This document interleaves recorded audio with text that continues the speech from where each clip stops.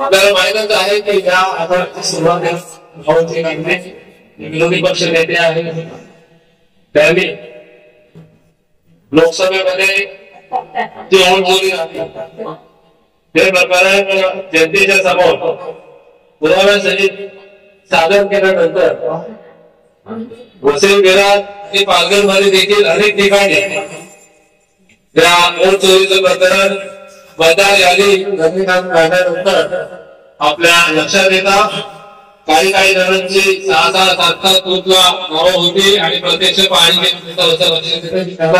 मतदान देखील करता आलं नाही।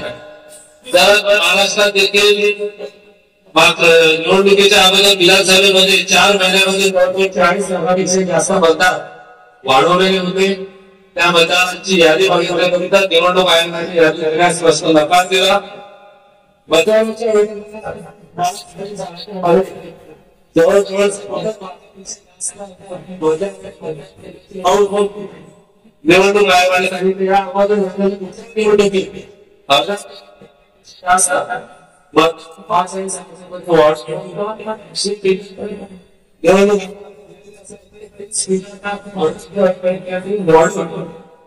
आपल्याला मिळालं नाही, परंतु ह्या वेळेस मागच्या महाराष्ट्राच्या विधानसभेच्या निवडणुकीच्या वेळेला मतदान टक्केवारी 7% वाढली आणि ह्यांनी कुठलेही व्हिडिओ फुटेज निवडणूक आयोगाकडे नाही, कुठल्याही प्रकारचे टोकन दिले तर रेकॉर्ड निवडणूक आयोगाकडे नाही।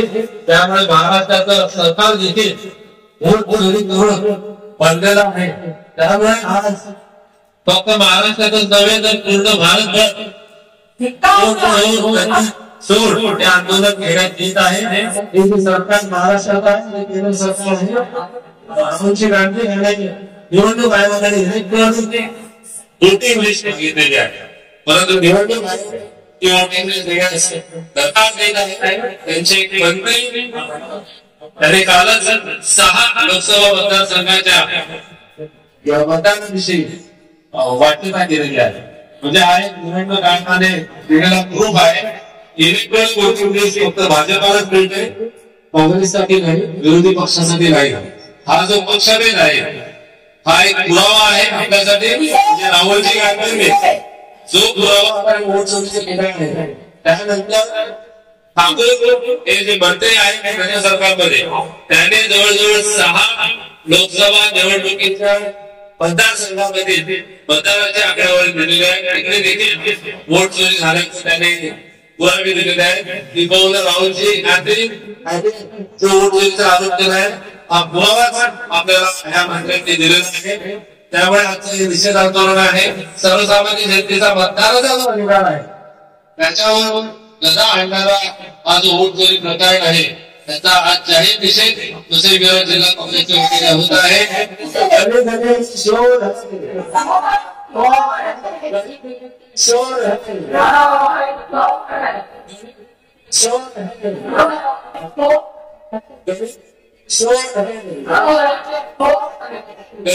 काही सवय आपल्याला मशाली ठिकाणी आपल्या हातात मशाली घ्यायच्या आहे. आपण इकडनं पारण्यापर्यंत जाऊ. त्यानंतर त्या आंदोलन बाहेर जायचं आहे. आपल्याकडे काही विचार आहेत, विचार आहेत ते आपल्याला लोकांसमोर आणि जनतेसमोर लढण्यासाठी आव्हान करायचं आहे.